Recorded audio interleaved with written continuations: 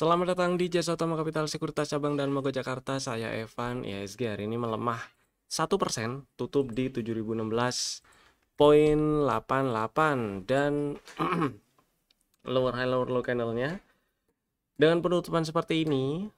Balik lagi ya seperti yang dibahas kemarin, selama IHSG belum berhasil ke 7200-an atau lebih tinggi, maka lebih besar, apalagi dengan tutup melemah 1% hari ini ya, makin dekat ke 6932 ini makin probabilitas untuk ke 6800 6700 masih lebih besar dibandingkan dengan naik mungkin ngetes 7300 atau 7400 atau 7500-an lagi gitulah. Kurang lebih sih IHSG-nya masih ada masih peluang ke bawahnya masih lebih besar, karena kalau kita lihat memang di beberapa instrumen investasi yang lain, misal US 10 year yieldnya, treasury di US yang 10 tahun itu yieldnya 4,7 lah ya. Itu yield yang cukup tinggi, cukup menarik bagi investor, apalagi di tengah market yang masih tanda kutip kurang jelas ya. Indonesia juga ID 10Y yieldnya 7,2, hampir 7,3, sempat 7,3. Ya ini juga yield yang menarik di tengah market yang kurang enak juga sih. Jadi rasanya ini kemungkinannya cukup besar untuk investor beralih sementara ke instrumen investasi yang dirasa cukup aman ya, yang dinilai lebih aman, lebih safe gitu ya. Karena kalau kita lihat si emas, dia nggak kemana-mana beberapa bulan terakhir, cenderung sideways dengan range yang menyempit. Jadi kemungkinannya nggak lari ke sini gitu ya. Bitcoin juga udah naiknya udah malah ini cenderung ada kemungkinan break terkoreksi lebih dalam kalau ke 90-an lagi, 90 kecil ya gitu sih. Jadi ada kemungkinan uh, duitnya lari dulu atau pindah dulu ke instrumen keuangan yang lebih aman gitu ya, instrumen investasi yang lebih aman, ke obligasi mungkin. Begitulah kurang lebih ceritanya. Lalu ada pertanyaan juga, dan beberapa kali ditanyakan, ada beberapa pertanyaan juga dari beberapa orang yang berbeda, nanyanya sama yaitu brand. Jadi sekarang kita bahas si brand ya, di kondisi sekarang ini tahun 2025 ini si brand oke nggak nih si brand untuk dibeli gitu ya. Alah, salah lagi bukannya. Brand masih oke dibeli atau malah mending jualan aja. Oke, yang pertama kita lihat dari rasio marketnya aja dulu si brand. Brand dengan PER 772 ini nggak bisa dibilang murah sih segini ya. Book value 173 kali. Aduh, ini sama sekali nggak murah sih segini. Memang ini adalah emiten yang bagus, tapi di harga sekarang dengan rasio pasar segini, market menghargai brand di harga sekarang ini, berarti hitungannya bisa dibilang ini nggak murah gitu ya. Dari sini sih saya sekilas udah cukup bisa ambil kesimpulan sih. Kesimpulan sementara, apakah sekarang waktunya beli? Saya rasa ini bukan bukan rasio market yang enak untuk ngomong sekarang adalah sekarang adalah waktunya beli ya gitu. Dan kita lihat dari sisi teknikalnya sekarang. Dari sisi teknikalnya ini IPO di Oktober 2023, jadi udah setahun lebih dikit lah ya. Udah setahun IPO lebih dikit si brand. Strukturnya sih udah kebentuk. Ada break structure naik. Ada boss naik di sini waktu naik dan breakdown breakout 8.200. Itu bikin boss naik, strukturnya uptrend. Cuman yang jadi perhatian saya adalah beberapa bulan anggap aja sejak Mei ya, sejak Mei sampai sekarang lah, range-nya cenderung maksudnya range-nya jadi si brand, aduh kok susah ngomongnya sih, si brand cenderung bergerak di dalam range yang bisa kita tandai dengan jelas. Nih, semua range-nya itu paling atas di berapa? 12.200, bawahnya ada di 5.500. Lebar sekali memang range-nya. Kemudian kalau kita balik lagi ke yang tadi ya, salah. Ke yang tadi, setup sebenarnya juga udah kebentuk. Meskipun setupnya itu terbilang cukup lebar ya. Dari setup yang udah kebentuknya itu di bulan April 2024, area belinya itu ada di 5950 dan 4880. Nah, long short story, balik lagi ke beberapa bulan terakhir sejak September sampai sekarang ini, yang kemarin itu si brand nggak jadi masuk MSCI ya, bener ya, nggak jadi masuk MSCI. Koreksi saya kalau saya salah ya, tulis di kolom komen. Dia langsung turun. ARB ini sih yang kayaknya nggak jadi, ini minus. Oh, ini yang masuk pemantauan khusus. Oke. Dia masuk pemantauan khusus, terus lolos lagi, keluar lagi dari situ, terus ini nggak jadi nggak jadi masuk MSCI. Lalu waktu turun ini sebenarnya ambil ngetes atau nyamperin area belinya lagi di 5950. Cuman saya pribadi lebih ke nggak berani aja buat beli gitu sih. Karena beberapa bulan ya, di sejak setelah tanggal 24 September, jadi mulai tanggal 25 September sampai tanggal 5 Desember 2024 itu berada di dalam range candle tanggal 24 September, dan baru keluar, berarti itu inside par ya, baru keluar dari range inside par itu di 6 Desember 2024. Alasan saya kemarin nggak berani masuk di mana 5950 itu karena stop lossnya yang terhitung cukup jauh gitu ya. Setidaknya sih stop lossnya di bawah 5.000 ya, di 5.000 lah, atau di bawah 5.000, sedikit di bawah 5.000. Jadi saya lebih pilih nunggu di area 5.000 paskah atau 4880-an. Ternyata nggak disamperin, dia bikin sideways, ngisi range inside par yang tadi disebut, lalu berhasil breakout dan lanjut. Nah, pertanyaannya, di harga sekarang ini apakah di sini masih bisa dibeli atau malah mending jualan aja? Balik lagi ke pembahasan beberapa menit yang lalu. Karena si brand ini cenderung bergerak di dalam range yang cukup lebar sejak Mei 2024 sampai sekarang ya. Dan di area sekarang ini, di area harga 10 ribuan ini, lebih cenderung dekat ke area resisten daripada area support. Maka ini yang pertama, ini bukan area yang tepat untuk beli. Even itu untuk trading ya, terutama untuk trading sih. Ini bukan area yang tepat untuk beli. Dan kedua, ini area gap masih direspon jadi area resisten. Jadi ada dua alasan yang bikin saya nggak mau beli brand di harga sekarang. Ini sekali lagi, ini bukan paksaan untuk bukan ajakan atau bahkan paksaan untuk beli atau jual ya. Ini adalah opini pribadi saya dan bisa saja salah. Jadi silahkan kita diskusi di kolom komentar di bawah. Nah, opini saya, ini bukan area yang tepat untuk beli karena lebih dekat ke area resistennya. Dan coba dilihat beberapa hari terakhir, 1, 2, 3, 4 hari termasuk hari ini, closingnya di dalam body candle tanggal 7 Januari. Dan tadi sempat turun sih ya, sempat turun bahkan ke bawah 9750.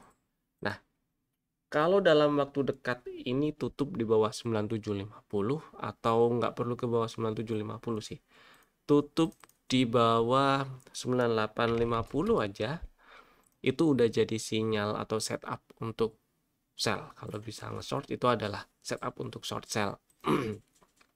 Begitu. Karena ada kemungkinan sideways-nya menyempit. Kalau dilihat dari bulan Mei puncaknya di 12.200, kemudian Juni bikin lembah di 5.500, bulan September bikin puncak lagi nggak nyampe 12.200, di bawahnya, meskipun sedikit di bawahnya ya.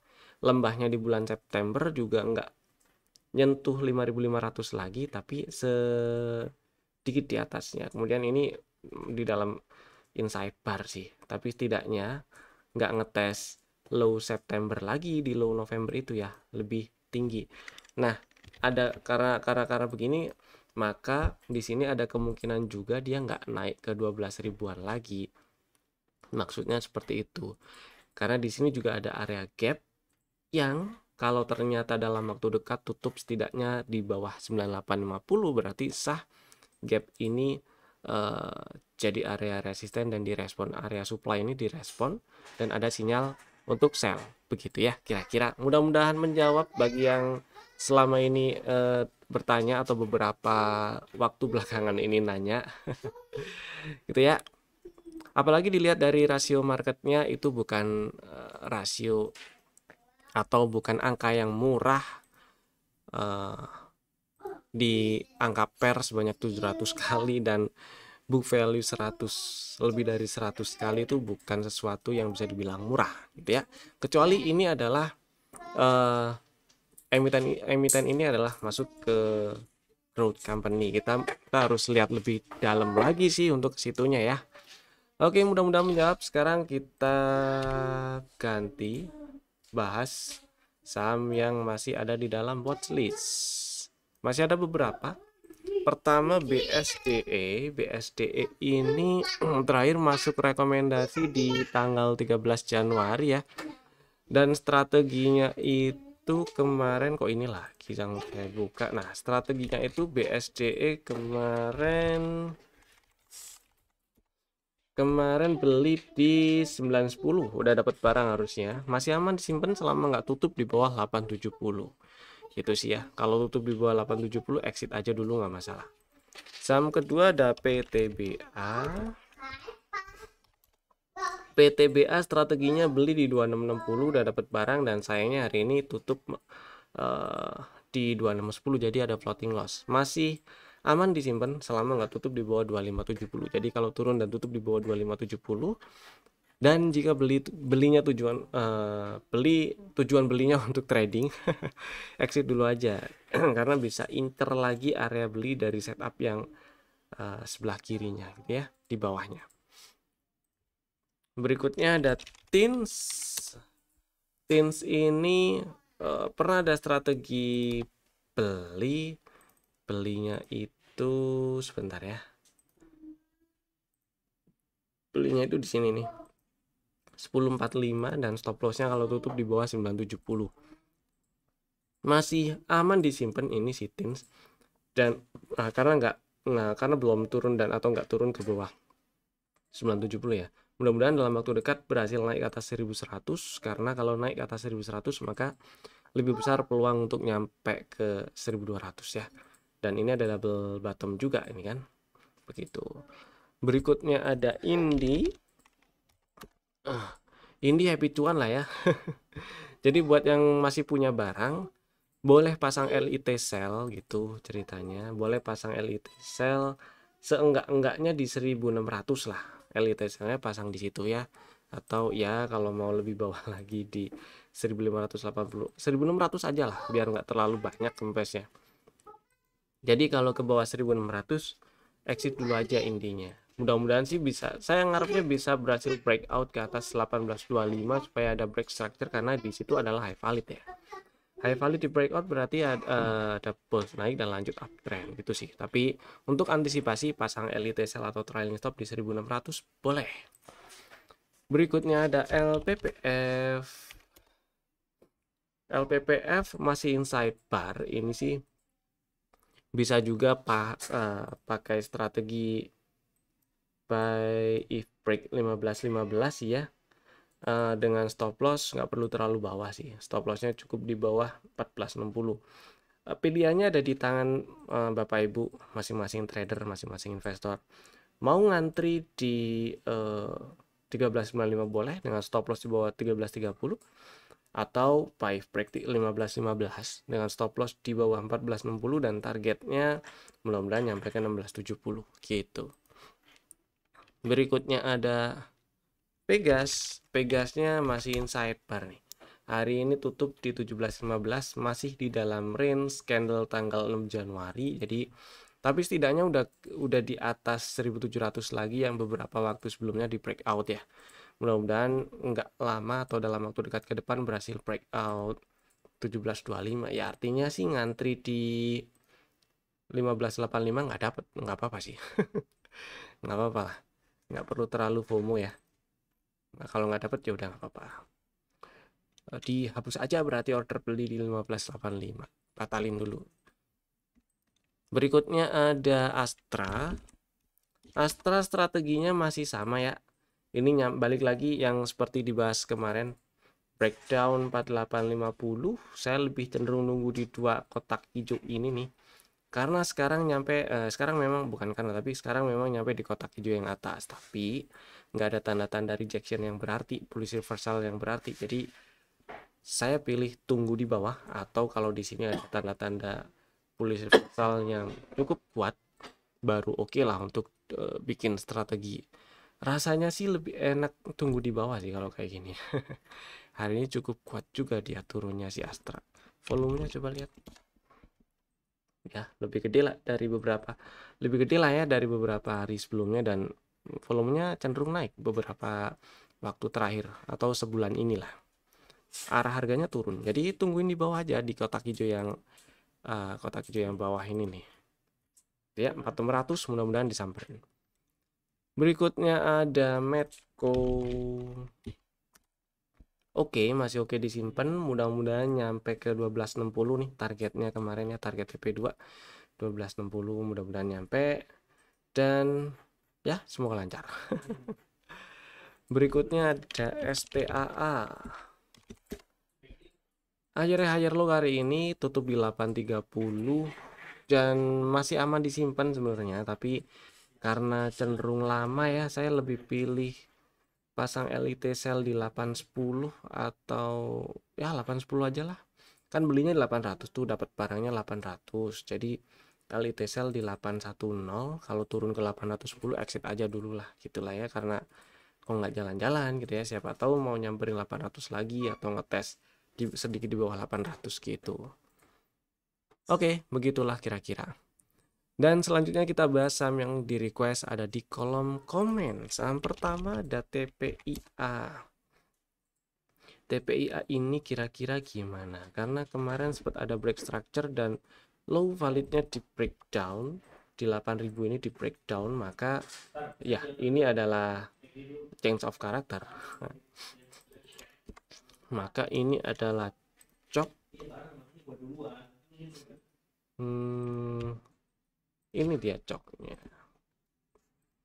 Oke, change of character berarti strukturnya cenderung downtrend malah ya. Belum ada pulse lagi sih.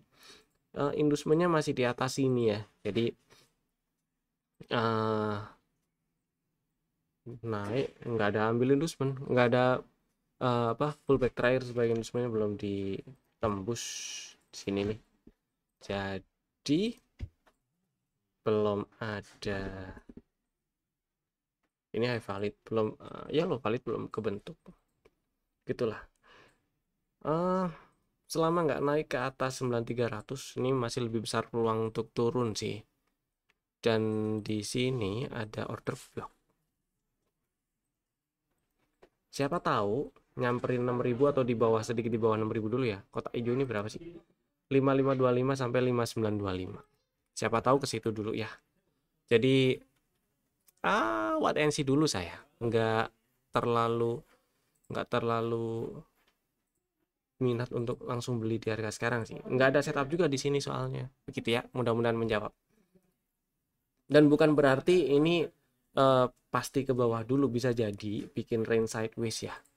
Kalau misalnya skenario kedua yang terjadi bikin range sideways, range-nya antara 6325 sampai 8900. Kenapa di situ? Karena kalau breakout 8900 ini besar kemungkinan naik ke atas 9300 dan bisa naik lebih tinggi juga gitu. gitu ya. Dan kalau turun ke bawah 6325 jelas arahnya minimal ke kotak hijau ini nih. Berapa tadi angkanya? 5900 gitu ya. Mudah-mudahan menjawab. Request berikutnya ada BBCA. BBCA ini kurang lebih enaknya kalau beli di berapa gitu ya. Dan strateginya kayak gimana, beli di berapa, mungkin gitu, stop loss di berapa, target di berapa gitu ya kalau mau pakai stop loss. Oke, BBCA ini strukturnya yang pertama, strukturnya masih uptrend, masih naik strukturnya. Low valid ada di 8775. Jadi selama nggak turun dan tutup di bawah 8775, strukturnya masih naik. Begitu turun dan tutup di bawah 8775 sudah nggak naik, nggak uptrend lagi strukturnya. Kemudian area belinya di mana? Area belinya ada dua, di area biru dan area hijau. Area biru ini adalah order block dan area hijau ini adalah order block. Order blocknya ada dua. Boleh beli di area biru ini, boleh juga beli di area hijau. Nggak ada salahnya sih beli di dua area ini ya. Maksudnya dipasang dua-duanya, order belinya dipasang di dua area ini, nggak ada salahnya seperti itu. Karena BBCA ini sih selama stop lossnya ya di bawah 8775 kalau mau pakai stop loss, atau kalau turun ke bawah 8775 nggak buru-buru beli lagi gitu ya. Targetnya di mana? Targetnya balik lagi ke sebentar, aduh coretan saya kok hilang. Oh ini oke.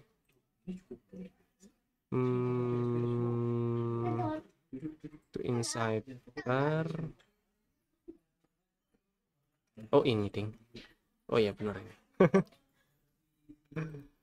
Oke, nah mudah-mudahan bisa ke setidaknya 10.600 lagi atau bahkan bikin high baru ya.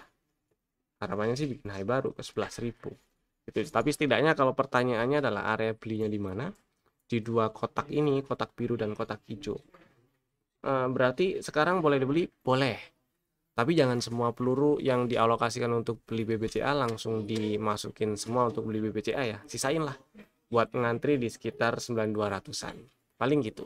Mudah-mudahan menjawab. Lanjut kita bahas rekomendasi saham untuk besok sih hari apa? Selasa 14 Januari 2025 atau dalam waktu dekat ke depannya. Ada 3 saham, Bapak Ibu bisa masukin ke dalam watchlist. Bisa juga bikin ordernya sekarang juga menggunakan smart order dari Jasa Utama Kapital Sekuritas. Saham pertama, Akra. Pernah masuk rekomendasi di beberapa hari yang lalu dengan strategi belinya ngantri di 1100. Ini masuk strategi masuk rekomendasi karena ada setup CB1 dan sampai sekarang belum disamperin order belinya dan belum batal, belum nyampe target pula malah. Jadi strateginya masih bisa jalan, masih bisa dipakai. Strateginya beli ngantri di 1100, stop loss kalau tutup di bawah 1030 dan target TP1 1260, target TP2 nya 1400 gitu ya. Kemudian saham kedua ada CMNT. Ini juga saham yang pernah masuk ke rekomendasi juga beberapa waktu yang lalu. Hari ini tutup di 930 menguat tipis 0,5% dari penutupan hari sebelumnya. Sebelumnya itu strateginya beli ngantri di 895 dengan stop loss kalau tutup di 845. Dan belum dijemput order belinya. Jadi boleh ngantri di 895 atau dipecah jadi 2, 895 dan 870 dengan stop loss sama-sama kalau tutup di bawah 845. Targetnya nggak terlalu jauh dulu, yaitu di 1005 1010. Atau kalau misalnya pengen ngejar harga dan ini naik ke atas 955, mau dibeli silahkan sih untuk fast trade atau trading jangka pendek ya. Targetnya tetap di 1000-an gitu Pak. Selanjutnya ada DSNG. Oke. DSNG hari ini menarik sekali, menguat 12%, tutup di 1075. Ini ada setup CB1 levelnya yang ini di breakout. Kemudian jadi ada peluang untuk naik lebih tinggi. Nah, di atasnya ini ada area order block. Tak tandain dulu lah ya order blocknya. Nah, itu yang warna merah tuh. Jadi strateginya ini sederhana sekali. Belinya ngantri aja di 975 atau 980 boleh. Stop loss kalau tutup di bawah 880 dan targetnya nggak terlalu jauh dulu ya. 1195 1200 dulu itu area target TP1 dan area target TP1-nya bersinggungan dengan area order block. Order blocknya sih cakep ya, ada imbalance-nya. Gitu. Itu tadi 3 saham pilihan kami. Bapak Ibu bisa langsung bikin ordernya sekarang juga menggunakan smart order dari Jasa Utama Kapital Sekuritas. Terima kasih telah tonton video ini dari awal sampai selesai, dan jika Bapak Ibu merasa video ini bermanfaat, silahkan tekan tombol jempol ke atas. Sebar video ini ke teman-teman yang lainnya juga supaya manfaatnya jadi lebih merata, dan jangan lupa subscribe bagi yang belum dan tekan tombol loncengnya biar nggak ketinggalan update dari kami. Saya Evan, sampai ketemu lagi di video kami berikutnya. Dadah.